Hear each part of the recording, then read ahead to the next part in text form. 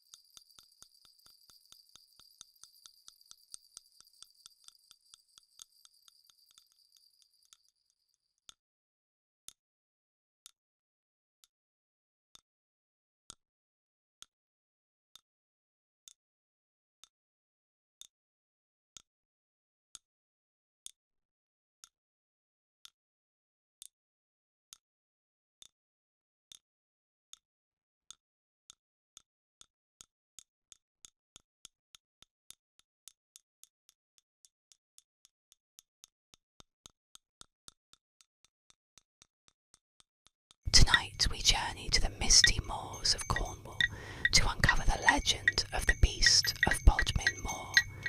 Relax, unwind, and let this mysterious tale help you drift into sleep. The beast of Bodmin Moor is a popular folklore legend from Cornwall, England, centred around sightings of a mysterious, large, black cat-like creature. First reported in 1978, the legend of the beast quickly gained traction as locals began to claim encounters with a phantom panther or leopard-like animal roaming the wild expanses of Bodmin Moor. This eerie creature was said to have sleek black fur, glowing eyes, and a muscular build, often compared to big cats that typically wouldn't be found in the English countryside. The beast of Bodmin Moor gained further notoriety, with reports of mutilated livestock, particularly sheep, that appeared to have been slain by a large predator. Farmers and locals were alarmed by these unexplained killings, which led to speculation that a dangerous wild animal was on the loose.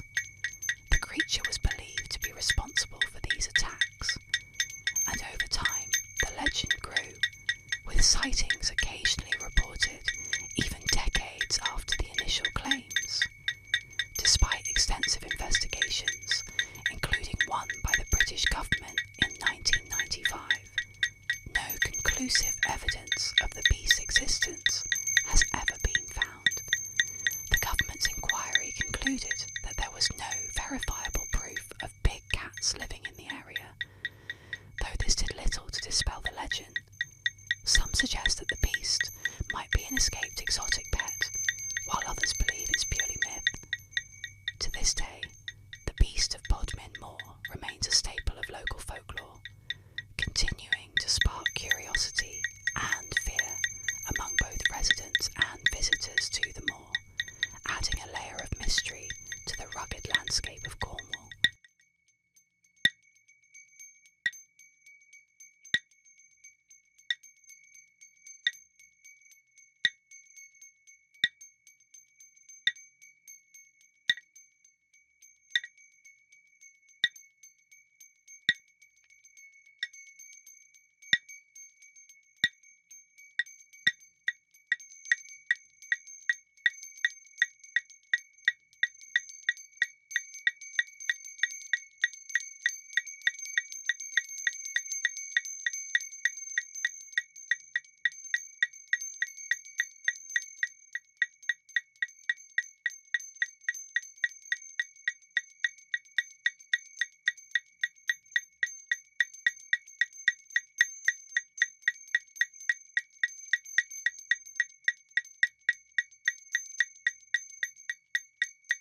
Tonight, let's unwind with a chilling yet calming tale, The Babysitter and the Man Upstairs.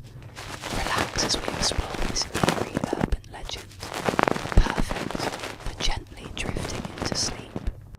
In a quiet suburban neighbourhood in the 1960s, a teenage girl named Jenny was hired to babysit two young children while their parents enjoyed a night out. The house was large, and after putting the children to bed, Jenny settled on the couch to watch TV. The night seemed peaceful, but it wouldn't stay that way for long. After about an hour, the phone rang. Thinking it might be the parents calling to check in, Jenny answered. On the other end of the line was a strange voice, cold and unsettling. "Have you checked the children?" the voice asked before hanging up abruptly. Startled, Jenny assumed it was a prank. She glanced upstairs but dismissed the call as a joke. However, the phone rang again. The same eerie voice repeated the question, "Have you checked the children?" This time, the caller stayed silent a bit longer before hanging up. Fear began to settle in. Jenny looked up the stairs, hesitant to go check, but then tried to shake off the growing unease. A third call came, and the voice was now more forceful. "Why haven't you checked the children?" Jenny, her heart racing, hung up and called the police, explaining the situation. They told her to remain calm and wait while they traced the call. Minutes felt like hours as she sat nervously on the couch, glancing frequently at the darkened staircase. The phone rang again. With trembling hands, Jenny picked up the receiver. This time, the police were on the line. Their voices were filled with urgency. "Get out of the house immediately. The call is coming from inside," they warned. Terrified, Jenny dropped the phone and bolted for the front door. As she ran outside, she saw the flashing lights of the police car arriving. The officers rushed into the house and discovered a man hiding upstairs in the children's room. He had been calling her from one of the house's upper lines, lurking in the same house as her the entire time. The children were unharmed, but Jenny was left traumatised by the events of the night. The incident spread quickly through town and soon became one of the most chilling urban legends, a cautionary tale to babysitters everywhere. Always check the children and beware of calls coming from inside the house. Tonight, let's uncover the haunting legend of the Bell Witch, a mysterious entity that terrorised a family in early 19th century Tennessee. Relax and let this eerie tale guide you to restful sleep. The Bell Witch is an enduring folklore legend that originated in Robertson County, Tennessee, from 1817 to 1821. The story centres around the Bell family, particularly John Bell Sr., a farmer whose household and nearby community were reportedly terrorised by a mysterious and mostly invisible entity. Unlike typical ghost stories,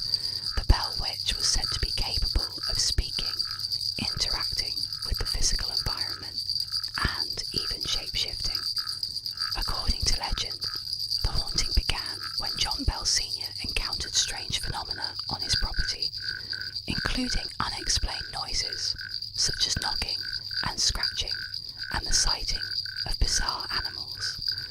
As time went on, the entity became more aggressive, attacking family members by pulling their hair, slapping them, and speaking in a disembodied voice. The witch, as it came to be known, seemed to hold a particular hatred for John Bell Sr. and his daughter Betsy. The Bell Witch's powers reportedly escalated, with the entity predicting events and conversing with visitors to the Bell home. Some accounts even claim that the witch was responsible for John Bell Sr.'s death in 1820, allegedly poisoning him. Over the years, the Bell Witch legend has grown into a widely known ghost story, with many believing it to be one of the most famous hauntings in American history. While the true cause of the events remains a mystery, the story of the Bell Witch continues to capture the imaginations of those fascinated by the paranormal.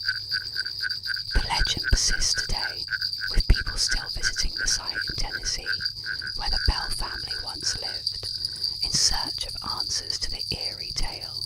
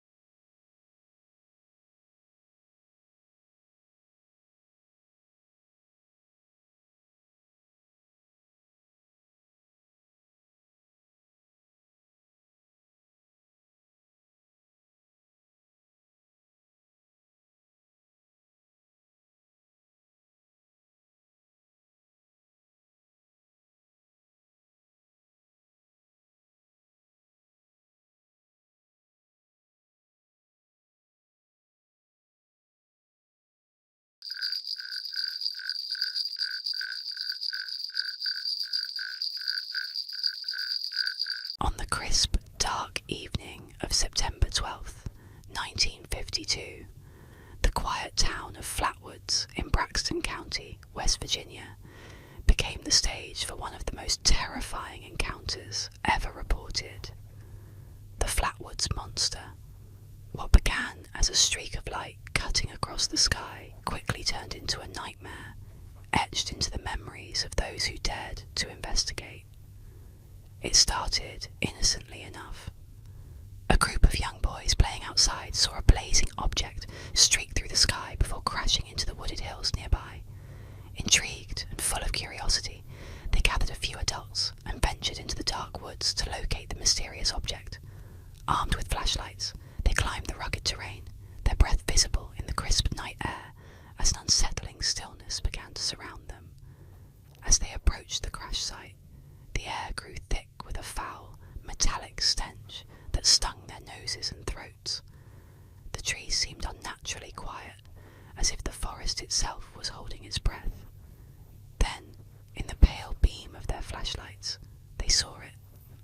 A figure that would haunt their dreams for years to come. Standing nearly 10 feet tall, it was a towering, grotesque entity that defied explanation. Its face glowed with a sickly red light, framed by what appeared to be a hood or helmet shaped like an inverted spade.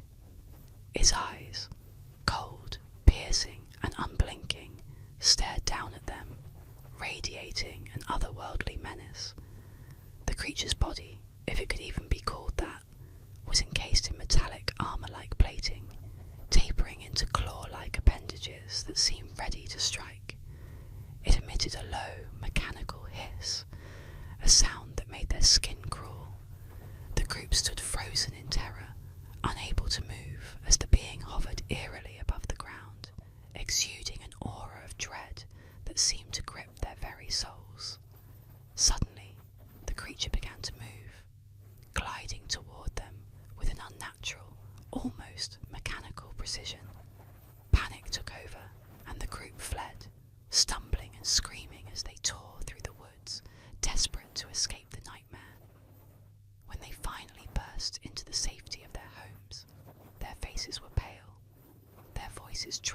as they recounted what they had seen. Word of the encounter spread quickly, and soon the Flatwoods monster became a sensation, drawing investigators, reporters, and skeptics from across the country. Some speculated it was an alien being, perhaps the occupant of the crashed object they'd seen in the sky. Others believed it was a phantom, an omen of something dark and malevolent.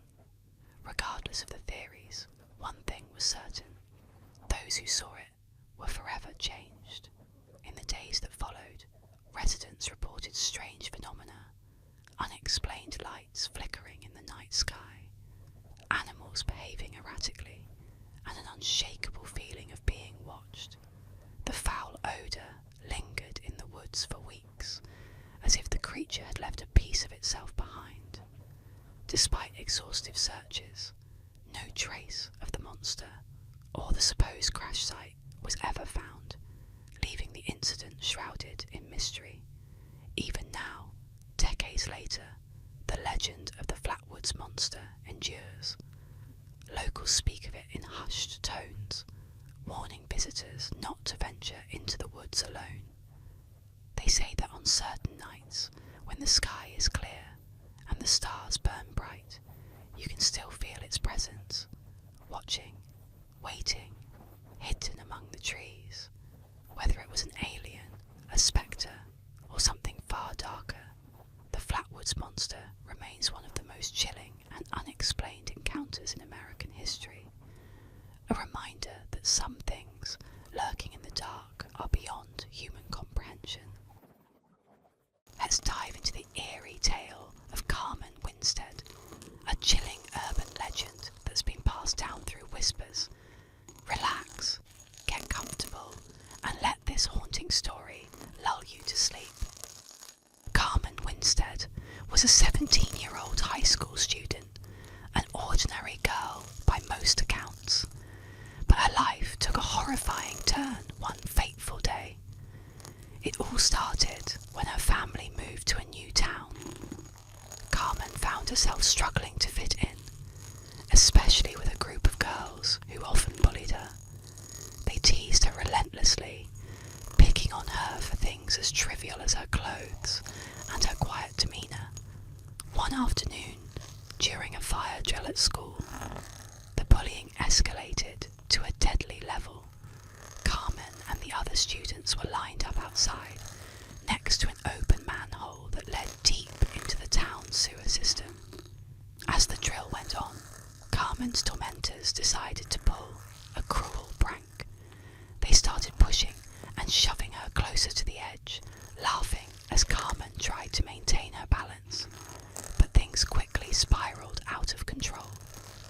With one final shove, Carmen lost her footing and plummeted into the open manhole. The fall was long and deadly, and when she hit the bottom, her neck snapped, killing her instantly. The bullies, realising the horror of what they had done, panicked.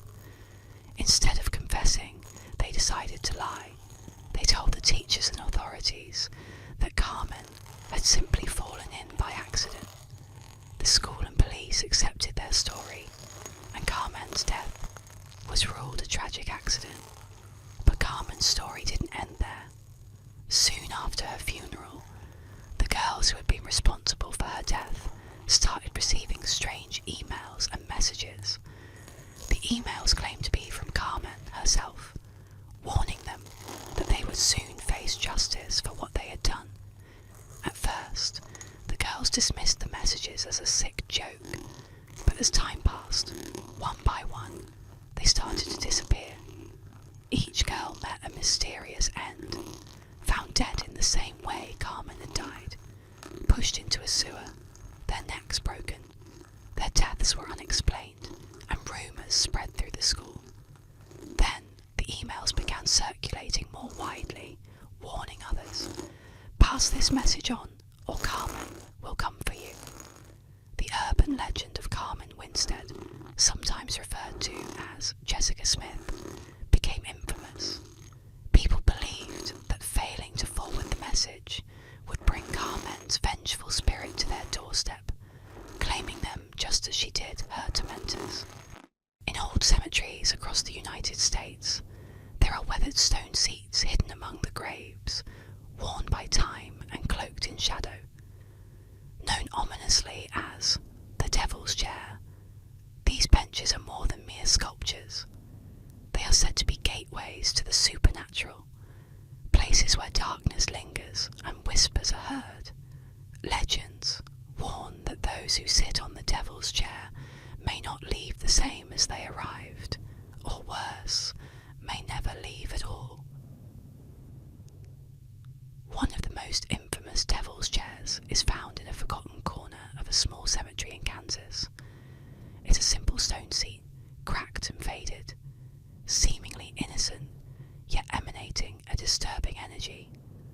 Locals warn against sitting there, especially at night. They say that if you're brave or foolish enough to sit on it alone at midnight, the devil himself might appear, a silent figure lurking just beyond the veil of shadows. Some claim he'll offer a dark bargain, while others say he merely watches. His presence a weight upon your chest, stealing your breath. People who've dared to sit on the chair often report eerie phenomena.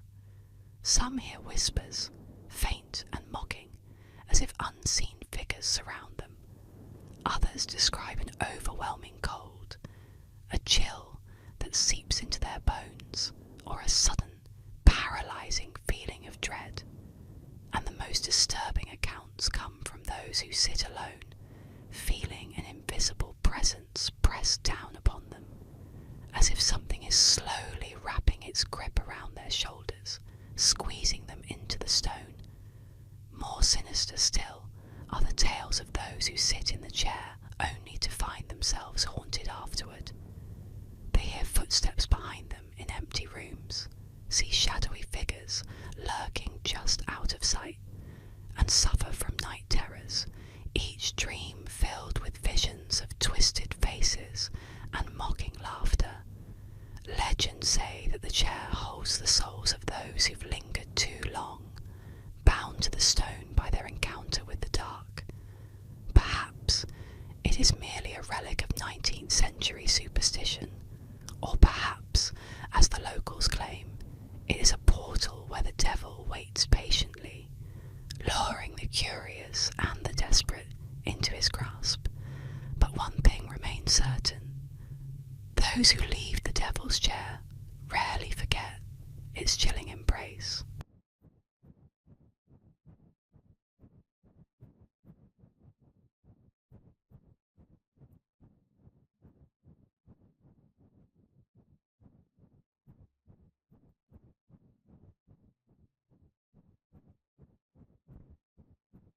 Let's drift into the eerie whispers of Eastern Europe, where a mysterious black car roamed the streets, haunting, silent, and deadly. Welcome to the legend of the Black Volga. The Black Volga is an urban legend that circulated in Eastern Europe, especially during the 1960s and 1970s. It centres around a mysterious black Volga limousine that was allegedly used to abduct people, particularly children. According to the legend, the car would appear suddenly on quiet streets, driven by unknown figures, often described as government agents, priests, or even supernatural beings like vampires or the devil himself. The rumours varied from region to region, but one constant remained. Anyone who saw the Black Volga or came too close to it would disappear without a trace. In some versions, the victims were taken for organ harvesting, while others claimed they were used in bizarre occult rituals. Children were the most common targets, vanishing after being approached by the ominous vehicle, leading to widespread fear among parents. Some believed the kidnappings were part of a larger government conspiracy, while others suspected that foreign powers or even secret societies were behind the abductions. The vehicle itself, typically a black Volga, Gazi 21 or Gazi 24, became became synonymous with fear. The dark windows, the eerie silence as it moved, and the inability to identify the driver or passengers added to the sense of dread. In some accounts, the Volga had red curtains, horns, or other demonic features. The myth grew as people claimed to see the car speeding through the neighbourhoods or lurking near schools and playgrounds. Although there is no substantial evidence to support these claims, the Black Volga legend played into the anxieties of the time when people lived under oppressive regimes and feared the unknown. The cold, controlling nature of Soviet rule, combined with stories of disappearances, fueled paranoia. The legend of the Black Volga became a way to explain the unexplainable. A person goes missing, and the car was blamed. Over time, the story evolved and spread beyond Eastern Europe, becoming part of a broader tapestry of urban legends. Though the panic surrounding the Black Volga has faded, it remains a chilling reminder of how fear can drive communities to believe in the darkest of tales.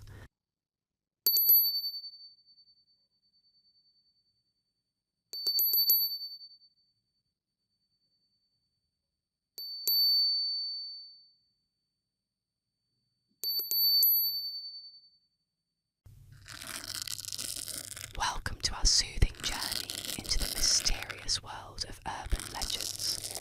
Tonight, we'll explore the haunting tale of the Brown Lady of Raynham Hall, a story that whispers through the ages.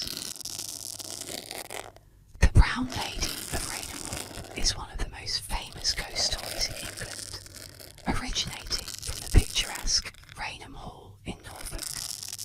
This legend captures the imagination of those fascinated by the supernatural and the unexplained. Raynham Hall, built in the early 18th century, was the ancestral home of the Townshend family. It is a grand estate characterised by its stunning architecture and beautiful grounds, but it also harbours a chilling tale of loss and lingering spirits. The story of the Brown Lady is closely linked to Lady Dorothy Walpole, the sister of the first Prime Minister, Sir Robert Walpole. It is said that she married Charles Townshend, a man known for his volatile temperament. The couple's marriage was fraught with difficulties, leading to tragedy and heartbreak. According to legend, Lady Dorothy fell in love with another man, which enraged her husband. In a fit of jealousy, Townshend confined her to Raynham Hall, where she was said to have lived in isolation for many years. Her suffering took a toll on her health, and it is believed that she eventually died of despair. Some accounts suggest that she was buried in a secret location, leading to speculation about a restless spirit haunting the halls of the estate. The haunting began to capture public attention in the early 20th century when two photographers, including Captain Hubert Provand, visited Raynham Hall in 1936. They were there to capture images of the historic building when they encountered an unexpected sight.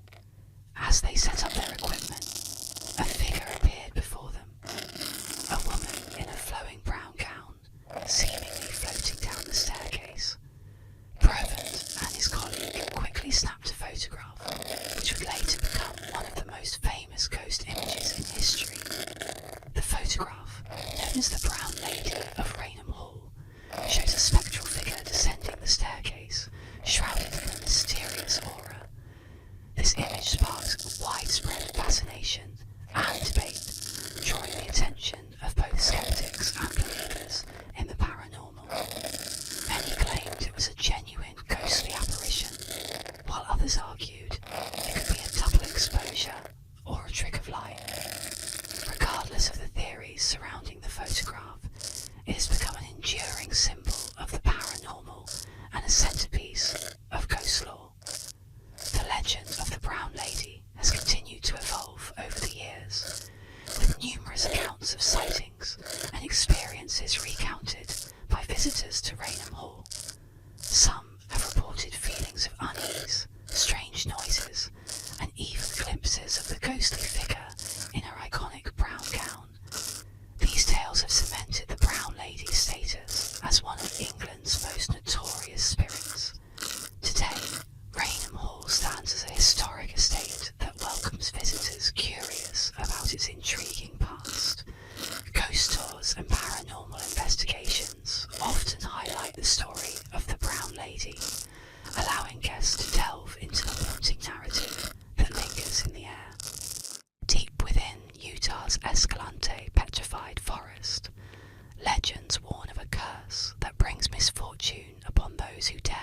disturb its ancient relics. For countless years, this eerie forest has stood still, haunted by trees turned to stone, their wood transformed into glistening shards over millennia. Tourists marvel at the colours and textures, but there's a rule among locals: never take a piece of the forest home. The curse, they say, is vengeful and patient. Stories tell of visitors who couldn't resist pocketing a fragment of petrified wood, believing they'd taken only a small, harmless memento. But the forest doesn't forgive theft. Those who take from Escalante soon find themselves ensnared in a web of relentless misfortune.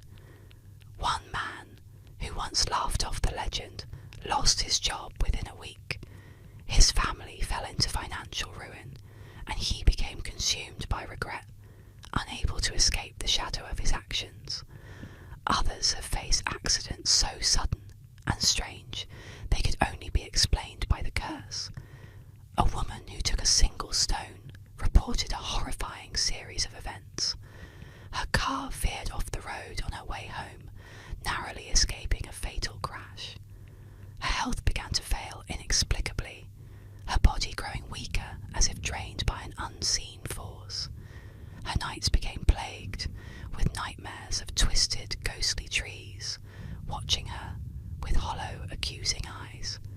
Desperate to break the curse, people mail pieces of petrified wood back to the park, hoping for mercy. Rangers at Escalante receive hundreds of packages each year, filled with stones and pleas for forgiveness. Letters pour in, recounting stories of illness, financial collapse, and near-death experiences. The packages lie unopened, scattered as grim reminders that the forest does not forget. So, the legend endures, a chilling warning to those who visit. Leave the forest as you found it, or face its wrath. The petrified trees of Escalante may seem still and silent, but they guard their secrets jealously. Those who steal from them awaken a curse, one that clings to their lives, unrelenting until the debt is paid, or until they are no more.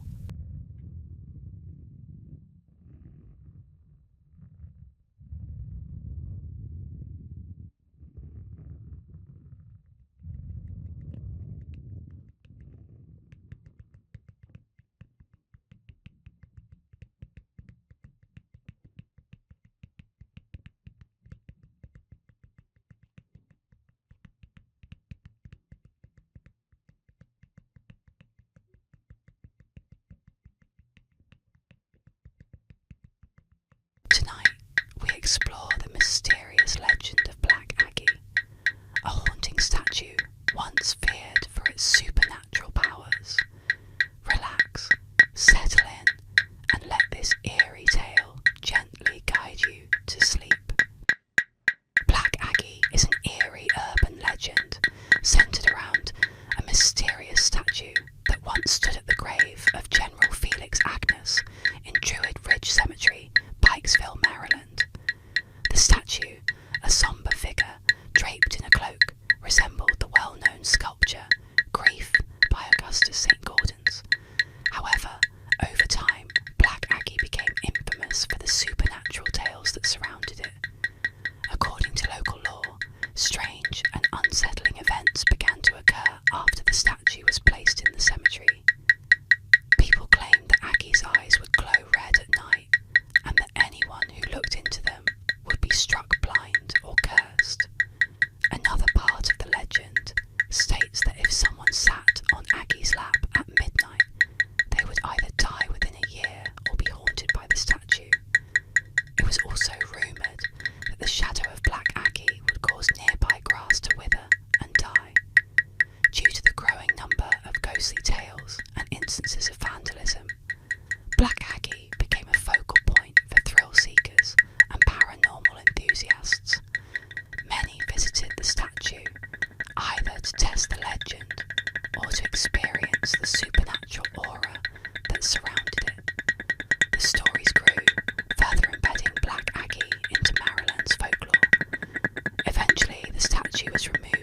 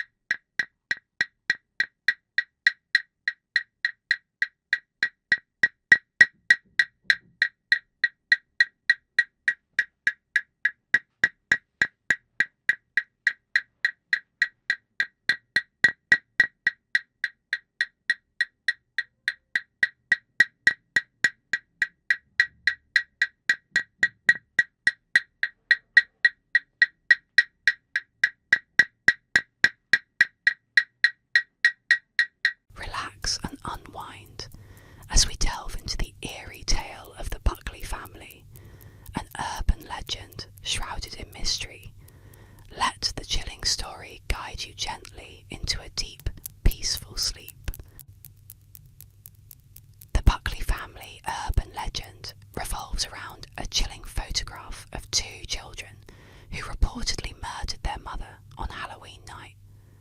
The story begins with the discovery of an old, grainy black and white photo found in an abandoned house, showing a young boy and girl standing side by side. At first glance, the picture seems innocent, but upon closer inspection, there's something unnerving about the children's blank expressions. The story behind the photo is far more sinister. According to legend, the Buckley family lived in a quiet neighbourhood in the 1950s. On Halloween, the two Buckley children, who were around 10 and 12 years old, brutally murdered their mother in cold blood. They supposedly planned the murder for weeks, waiting for the perfect night when no one would suspect their horrific intentions. Some versions of the tale say the children wore Halloween costumes to hide their identities, making it harder for the neighbours to realise the terrible act they had committed. After killing their mother, the children left her body in the house and calmly walked outside as if nothing had happened. When the authorities arrived, the children were found sitting on the porch, eerily silent, still wearing their costumes, their hands stained with blood. The photograph that surfaced after the incident is said to have been taken moments before or after the murder, capturing the children in their eerie calmness. Some believe the image was discovered by the police as part of their investigation, while others say it was found years later in the abandoned Buckley house, where the children had been left to live after the tragedy. The whereabouts of the children after the murder remain unknown, adding to the mystery and fear surrounding the story. Over time, the Buckley family legend became a popular urban myth, with various retellings on online forums and in ghost story circles. The photograph itself has become a symbol of fear, said to be cursed. Anyone who gazes at it too long or too often experiences terrible nightmares, or even worse, finds themselves drawn into the same darkness that consumed the Buckley children. The Buckley family tale continues to be passed down as a reminder of the horrors that can lurk behind seemingly innocent faces, forever leaving a haunting impression on those who hear it.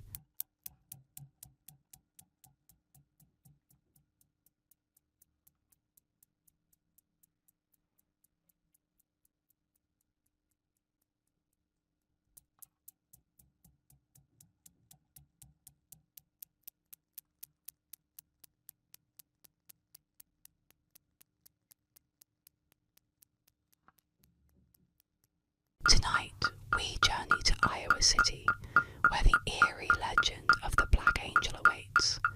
Let the mysterious tale of this cursed statue guide you into a peaceful and restful sleep. The Black Angel is a haunting urban legend centered around a statue in Oakland Cemetery, Iowa City. The statue, standing over 8 feet tall, was erected in 1912 to mark the grave of Teresa Feldovert, a woman of Czech descent. Over time, the statue gained a sinister reputation, and many locals began to believe it was cursed. The Black Angel originally had a bright bronze colour, but as the years passed, it darkened to a deep black, which fueled the legend's eerie narrative. Some say the change in colour represents the anger or grief of Teresa's spirit. Others believe the blackened statue is an omen of death, with various warnings attached to it. One popular belief is that anyone who touches or kisses the statue will be met with an untimely death. Another variation claims that those who look directly into the angel's eyes at midnight will be cursed. The statue's mysterious appearance, combined with its dark colour and imposing presence, has made it a popular site for paranormal enthusiasts and thrill seekers. Many visit the cemetery to test the legend, while others keep their distance, unwilling to risk the supposed curse. Though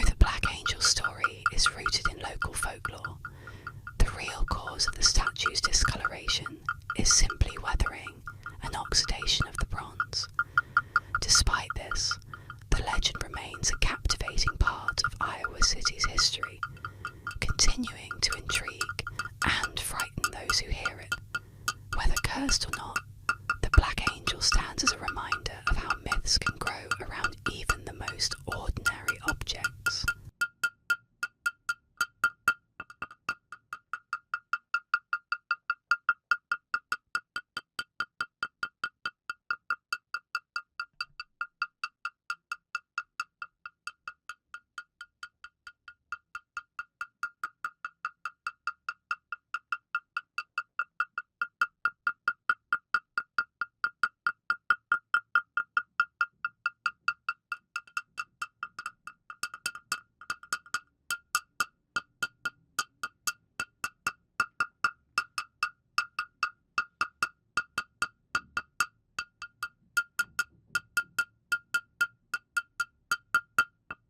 In the chilling depths of Staten Island's folklore, a sinister figure known as Cropsey stalks the nightmares of those who dare to whisper his name.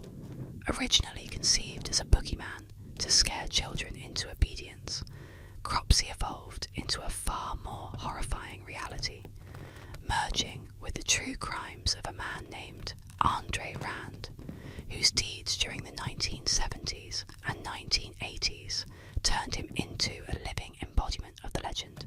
The tale of Cropsey began as a ghost story, one that parents recounted during hushed evenings, a spectral figure lurking in the shadows of the woods, preying on wayward children who strayed too far from home. Descriptions varied, but all agreed on his ghastly demeanour, a disfigured face, haunting eyes, and a hook for a hand, dragging behind him the echoes of chains he rattled, a warning in the wind. As the urban legend grew, so did Cropsey's malevolence. He was said to reside in the ruins of the abandoned Willowbrook State School, a place already steeped in dark history due to its controversial past, as a residence for children with disabilities, subjected to horrendous conditions.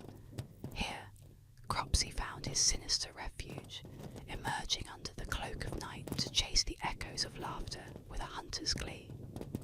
But the line between myth and reality blurred horrifically when children in Staten Island began to disappear in the 1970s and 80s.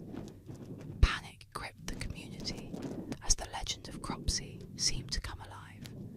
And then came Andre Rand, a former employee of the Willowbrook State School.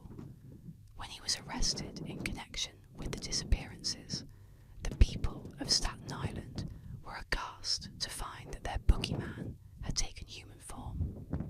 Rand was convicted of kidnapping, and the community was forced to confront the terrifying possibility that Cropsey was not just a tale to frighten children, but a real predator walking among them. Each trial brought more attention to the legend, each disappearance a grim chapter added to the lore. Today, the story of Cropsey remains a macabre token of Staten Island's history. The dilapidated structures of Willowbrook still stand, overgrown and forsaken, yet pulsing with the dark heartbeat of past atrocities. Those who venture near claim to feel a chilling presence, hear the faint rattle of chains, or see a shadow dart between the trees. Cropsey has transcended his origins as a mere boogeyman to become a symbol of real-life horrors, a cautionary tale that warns of the monsters that may dwell not just in our stories, but in the very heart of our communities. Tonight we gently explore the captivating legend of Anastasia Romanov's survival. Settle in as we unravel the mystery of the lost Duchess and the hope that lingered for decades. The urban legend of Anastasia Romanov's survival is one of the most enduring and captivating stories of 20th century history. It revolves around the idea that Grand Duchess Anastasia Nikolaevna of Russia, the youngest daughter of Tsar Nicholas II, somehow escaped the tragic fate that befell her family during the Russian Revolution in 1918. While the rest of the Romanov family was believed to have been executed by Bolsheviks, rumours persisted for decades that Anastasia had miraculously survived and disappeared, living under a different identity. The legend began shortly after the Romanov family's execution. on July 17th, 1918, Nicholas II, his wife Alexandra, and their 5 children, including Anastasia, were shot and killed by Bolshevik forces in a basement in Yekaterinburg. Their bodies were taken to a remote forest where they were hastily buried in unmarked graves. When the remains of the family were discovered years later, the bodies of 2 Romanov children were missing, including that of Anastasia. This fueled speculation that Anastasia had somehow survived the massacre. The mystery of Anastasia's fate took on a life of its own, with numerous women over the years coming forward claiming to be the lost Duchess. The most famous of these claimants was Anna Anderson, who emerged in the 1920s in Germany. Anderson insisted that she was Anastasia and that she had survived the execution thanks to the help of a sympathetic guard. According to her story, she had sustained injuries but managed to escape and was taken to safety. Her claims garnered international attention, and while many doubted her authenticity, she also attracted a significant following of people who wanted to believe in the possibility that the Romanov princess had survived. Anna Anderson's story was captivating, especially in an era still reeling from the aftershocks of World War I and the Russian Revolution. The idea that one of the Romanovs had escaped the revolution and was living in secret was an enticing fantasy for many royalists and others who were sympathetic to the Romanov family. However, while Anderson's claim seemed plausible to some, many who knew the Romanovs dismissed her story. We dive into the unsettling tale of the colander lie detector, a strange and eerie urban legend. Settle in, relax, and let this mysterious story guide you gently into sleep. An eerie urban legend from the 1960s speaks of a chilling interrogation method used by police or army investigators. It began with a crude yet unsettling setup. A colander, typically used for straining pasta, repurposed into a nightmarish piece of equipment. The investigators would place this everyday kitchen item onto the head of a suspect, but its sinister transformation didn't end there. Wires connected the colander to a photocopier, creating the illusion of advanced technology. In a dimly lit interrogation room, the suspect would sit nervously as the investigators loomed over them, watching intently. The tension was palpable, the walls closing in as the suspect was bombarded with questions. The investigators' eyes would dart back and forth between the suspect and the machine, waiting for the first crack in their story. Each time the suspect answered, the photocopier would whir to life, spitting out a fresh sheet of paper. The sound of its mechanical churning filled the room, amplifying the sense of dread. If the answer was deemed acceptable, the machine remained silent, offering a brief respite. But if the investigators found the response suspicious or dishonest, the copier would hiss and clunk, printing a single sheet with a damning message. He's lying. The effect was immediate. Suspects, already frazzled and scared, would crumble under the pressure of the so-called lie detector, convinced that the colander was exposing their every falsehood. They couldn't know that it was all a cruel trick. The investigators manipulated the machine, not through science or technology, but through psychological warfare. The power of suggestion turned the colander and photocopier into terrifying tools, blurring the line between reality and fiction. Some say the interrogators used this method for years, laughing behind closed doors at how easily their victims were broken by the sight of a kitchen utensil on their head. But as with any legend, the line between truth and myth is thin. Stories began to circulate of suspects who couldn't handle the pressure, of minds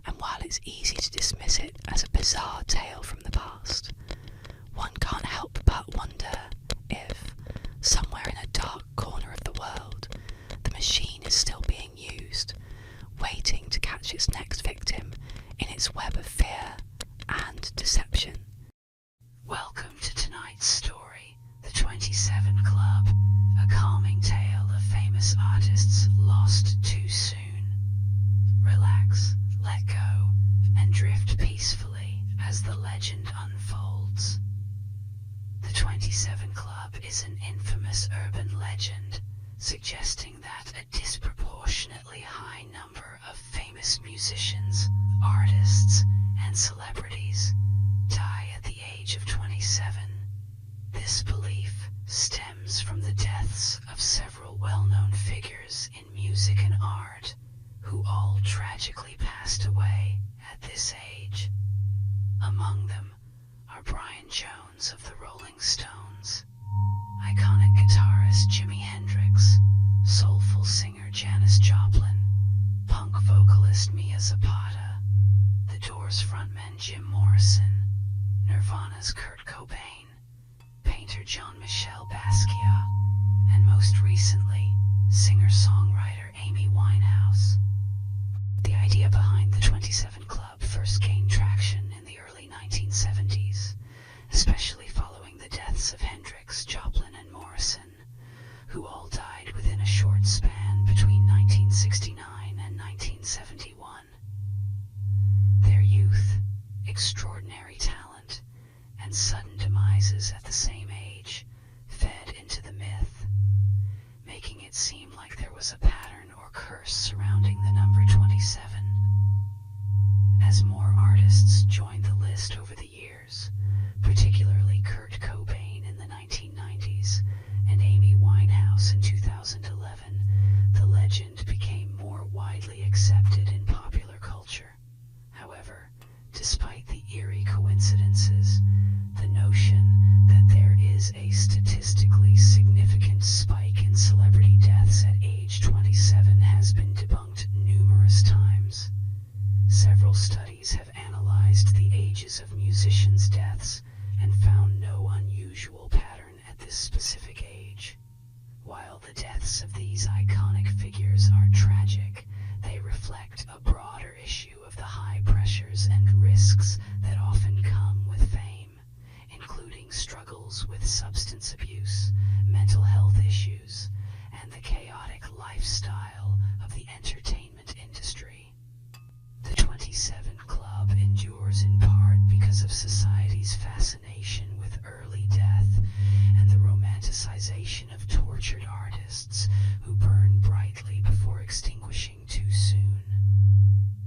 While it's tempting to believe in a mysterious pattern or curse, the reality is that these talented individuals' deaths were the result of human vulnerabilities rather than supernatural forces or statistical anomalies. In the end, the 27 Club remains more of a myth fueled by coincidence than an actual phenomenon. We unravel a chilling urban legend that will send shivers down your spine. Relax, close your eyes, and listen closely as we explore the celebrity death rule of threes, where fame meets fate. There's an unsettling superstition whispered among those who follow the lives of the rich and famous. It's known as the celebrity death rule of threes. According to the legend, when one celebrity dies, it's never alone. Soon after, another will follow, and then a third, completing the grim trilogy. Some dismiss it as coincidence, but for those who believe, it's a chilling curse that's all too real. It begins with an unexpected death, a movie star, a politician, or a beloved public figure. Their death sends shockwaves through the world, but instead of mourning in peace, those who know the rule brace themselves. The air thickens with dread as everyone watches, waiting for the next famous name to drop. It always happens. A second dies, sometimes in a freak accident, other times from a sudden illness. And before anyone can fully comprehend the loss, a third is gone, sealing the pattern. The media, of course, reports each death as its own tragedy, but those who know the rules sense something more sinister at work. The connections between the deaths seem too eerie to ignore. Sometimes they've all worked together, met each other at events, or shared a strange bond. Other times, the deaths are separated by oceans, yet the pattern persists.